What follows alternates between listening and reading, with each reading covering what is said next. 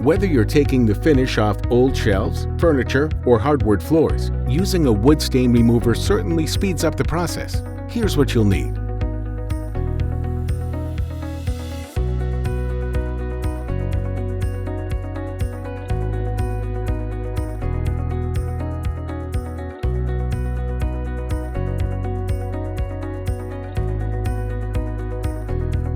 First, set up your workspace in a well-ventilated area.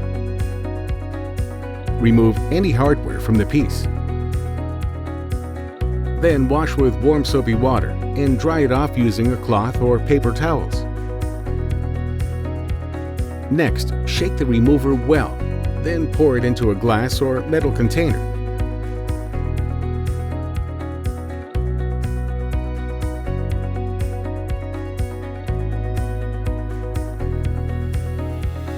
And using a natural bristle brush, apply a thick, even layer to the surface. Allow the stripper to sit for 30 minutes so it can begin breaking down the stain. When the remover begins to bubble, gently scrape the surface.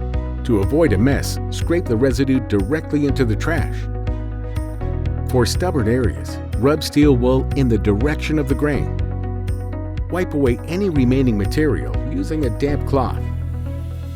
After letting the surface dry for 24 hours, you can begin sanding. Start with a medium grit paper, using enough pressure to remove residue without damaging the wood.